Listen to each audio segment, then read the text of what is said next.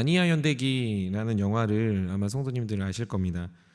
C.S. 루이스가 쓴 방대한 이 소설은 기독교 세계관을 잘 반영하고 있습니다.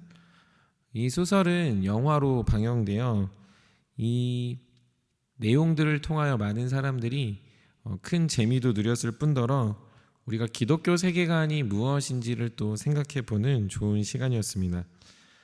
이 소설이 영화화되면서 가장 큰 첫 번째 영화는 사자, 마녀 그리고 옷장이라는 영화입니다. 이 영화는 어떻게 보면 이 전체의 내용을 배경으로 하고 있고 전체를 알려주는 시작점이기 때문에 그렇게 역동적인 변화의 영화는 아닙니다만, 이곳에서 가장 중요하게 부각되는 캐릭터가 있다면 아슬란이라는 사자와 거기에 등장하는 4명의 주인공들입니다. 이 아슬란이 이 나니아 연대기라는 세상 속에서 그 모든 사람들을 회복시켜주기 위해 했던 선택이 있는데, 그건 바로 대신 죽었다가 다시 살아나는 사건입니다. 이를 통해서 우리가 알게 되는 건 이 아슬란이라는 이 캐릭터가 예수 그리스도를 대변한다.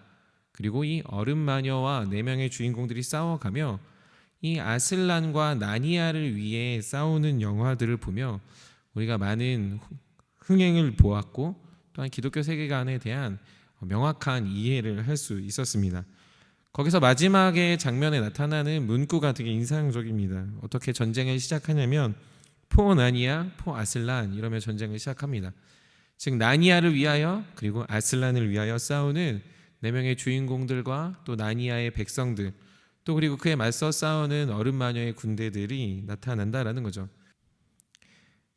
오늘 기드온의 장면은 큰 승리를 보여주는 이 나니아 연대기 영화와 비슷합니다. 많은 사람들이 모였으나 그들을 돌려보내고 그 예비된 300명의 사람들과 또 미디안의 대군과의 전쟁은 사실 어떻게 이길까 두려움이 가득했지만 하나님이 주신 그 계략과 지혜를 통하여 큰 승리를 얻게 되고 그들을 일망타진하게 되는 스토리가 오늘 본문의 내용들입니다.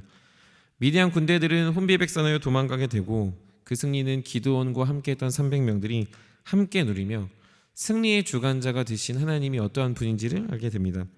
인원을 줄이고 전쟁에 나서는 기드온의 마음이 어땠을까요? 그의 마음에 하나님은 친히 나타나셔서 어떻게 싸우라는지 알려줍니다. 마치 병법에 가장 탁월한 기습 전쟁처럼 밤중에 그곳에 침입해서 그들을 일망타진하는 작전처럼 하나님은 기드온에게 꿈으로 환상 중에 말씀하시고 그 하나님의 놀라운 계획은 마치 짜놓은 각본을 우리가 다시 보는 것처럼 완벽하게 들어맞아 큰 승리를 경험하게 됩니다. 우리는 우리의 삶을 살아가다 보면 승리를 주시는 하나님을 모두가 동의하고 믿습니다. 하나님을 향해 우리가 믿는 믿음의 결과가 반드시 승리라는 것을 확신하며 오늘 우리가 살아가지만 그때마다 우리 안에 의심이 들 때가 있습니다. 믿음으로 살아가는 건 동의하지만 과연 그것을 어떻게 이루실까? 어떤 방법일까? 어떤 영향력이 있을까에 대해서 염려가 들 때가 많다라는 거죠. 기드온을 향해서 하나님은 그 계획의 답도 그리고 그것이 실행되는 것도 하나하나 세밀하게 알려주시며 세밀한 하나님의 계획은 아주 큰 승리, 영광스러운 승리라는 것으로 이야기합니다. 이로 보건대 하나님은 우리를 믿음의 길로 내딛게 하시며 홀로 내버려두지 않으시고 세밀하게 한 발 한 발 동행하시고 그 믿음의 결과가 큰 승리와 영광임을 알려주는 하나님임을 알게 될 수 있습니다. 홍해 앞에서 모세를 한번 생각해 봅시다. 그 모세와 백성들은 출애굽이라는 기쁨도 잠시 뒤로 한 채 그 넘실거리는 홍해 바다와 뒤를 쫓아온 애국 군대 앞에서 그들은 부지불식간에 하나님을 의심하고 하나님을 원망하게 됩니다. 자신들이 죽을 곳이 없어서 이 홍해 바다까지 와서 죽어야 되냐라는 원망을 드러놓게 된다라는 거죠. 믿음으로 시작한 발걸음, 하나님의 역사의 그 시작점 앞에서 그들은 기쁘게 동의했지만 그 기쁘게 동의한 발걸음 앞에 두려움이 생기자 하나님을 염려하고 하나님을 걱정하고 하나님이 과연 우리를 도와주실까에 대한 생각을 하게 된다는 거죠. 그러나 우리가 다 아시다시피 그 결과가 어떻습니까? 하나님은 그들에게 세밀하게 홍해 바다를 가르시고 건너게 하시며 그리고 그들의 대적이었던 애굽의 군대들은 다 수장시켜버리는 일들을 알려주고 있습니다. 마찬가지로 오늘 저와 여러분들에게 하나님이 믿음의 길을 걷게 하셨다면 우리의 삶을 하나하나 세밀하게 응답하신 하나님의 계획을 신뢰하고 믿어야 합니다. 하나님이 오늘 우리의 삶을 믿음의 길로 함께 동행하고 있다면 그것이 어떻게 이루어질지 고민하며 염려하고 아둥바둥하는 것이 아니라 하나님이 이루실 승리 역사를 기대하며 오늘도 인내하는 믿음이 필요하다라는 거죠. 야고보서 1장 2절에서 4절에 보면 이런 말로 기록되어져 있습니다. 내 형제들아, 너희가 여러 가지 시험을 당하고도 온전히 기쁘게 여기라. 이는 너희 믿음의 시련이 인내를 만들어내는 줄 너희가 알미라. 인내를 온전히 이루라. 이는 너희를 온전하고 구비하여 조금도 부족함이 없게 하려 함이라. 아멘. 하나님께서 우리에게 인내를 통하여 그 세밀한 음성으로 우리와 동행하십니다. 우리 사랑하는 모든 성도님들이 믿음의 길을 걷고 계시기에 믿음의 그 걸음을 하나님이 세밀하게 응답하시는 걸 신뢰하며 인내하고 인내할 때 하나님의 평강과 능력이 나타날 줄 믿습니다. 두 번째로는 이러한 큰 승리에도 불구하고 여기서 기도원이 드러내는 부족함을 우리는 한번 살펴볼 수 있습니다. 18절에 보면 오늘 본문에 어떻게 기록되어져 있습니까? 여호와를 위하라, 기도원을 위하라 라고 말하고 있습니다. 사실 이 전쟁 중에 이렇게 말한다라고 하는 건 큰 문제는 없을 수 있습니다. 싸움을 주도하는 사람이 가시적으로 기도원이기 때문에 그렇습니다. 그러나 앞서 이야기했던 나니아 연대기라는 영화에서도 보면 그 나니아 연대기에서 어떤 4명의 주인공이 자신들의 이름을 드러내지 않고 아슬란과 나니아를 위해 싸웠던 것과 생각해 보면 C.S. 루이스는 아마 이 본문을 보면서 그 각본의 마지막을 기록하지 않았을까 생각합니다. 그렇게 생각해 본다면 아마 오늘 본문, 성경 본문에서 그 나니아 연대기에서 C.S. 루이스가 하려고 했던 원래 의도는 이렇게 외쳐져야 됐을 것 같습니다. 여호와를 위하여, 하나님의 나라를 위하여라고 말이죠. 혹은 여호와를 위하여, 이스라엘을 위하여라고 기도원은 나가서 싸워야 됐을 거라 생각합니다. 그래서 주석 학자인 블록이라는 신학자는 이 본문을 이렇게 해석해 놓습니다. 이것은 기도원이 무결하다고 말할 수 있습니다. 그러나 8장의 내용을 비추어 보면 기도원을 향한 의심의 눈초리를 거둘 순 없습니다 라고 말이죠. 무슨 말입니까? 처음부터 끝까지 하나님의 영광과 뜻을 위하여 살아가도 우리의 연약함과 죄악 때문에 우리는 그 승리를 마치 내 것으로 착각할 때가 있고 나의 공로라 여길 때가 있다는 거죠. 하나님이 하신 일이 분명합니다. 그 계획과 계책이 하나님의 뜻입니다.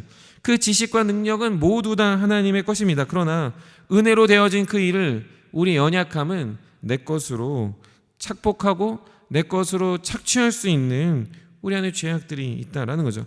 탁월한 결과, 탁월한 능력, 은혜 없이는 살아갈 수 없는 인생들이었음에도 불구하고 우리는 그것이 마치 나의 것이었다고 생각하는 우리 안에 잠재해 있는, 우리 안에 스며들어 있는 이 작은 죄악까지도 볼 수 있어야 합니다. 사울도 한번 생각해 봅시다.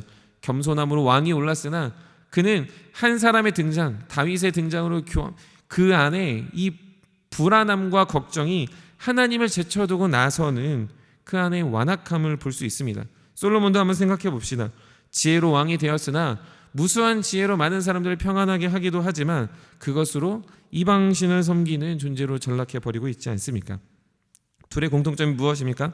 시작과 끝이 하나님으로 끝날 수 있었지만 그 안에 자신의 생각, 자신의 마음이 심겨지니 결국 자신의 공로라 여기며 자신의 교만함으로 인생이 끝나버리는 안타까운 결과의 모델들입니다. 사랑하는 성도 여러분, 그럼 우리가 믿음으로 살아갈 때 세밀하게 응답하신 하나님이 여러분들의 인생의 승리를 가져다 주십니다. 그것들을 경험하고 하나님의 은혜를 찬양할 때 더 전적으로 모든 것이 하나님의 뜻임을 기억하며 우리는 더 하나님께 우리의 영광과 우리의 마음과 생각을 드릴 수 있는 겸손한 성도들이 되어야 할 줄 믿습니다. 우리의 힘도, 우리의 능력도, 우리의 지혜도, 권능도, 부도, 명예도 모두 하나님이 주신 인생입니다. 걷어가시면 순간 먼지와 같이 되어버리고 우리는 코끝의 호흡도 우리가 스스로 관여할 수 없는 아주 연약한 존재들입니다.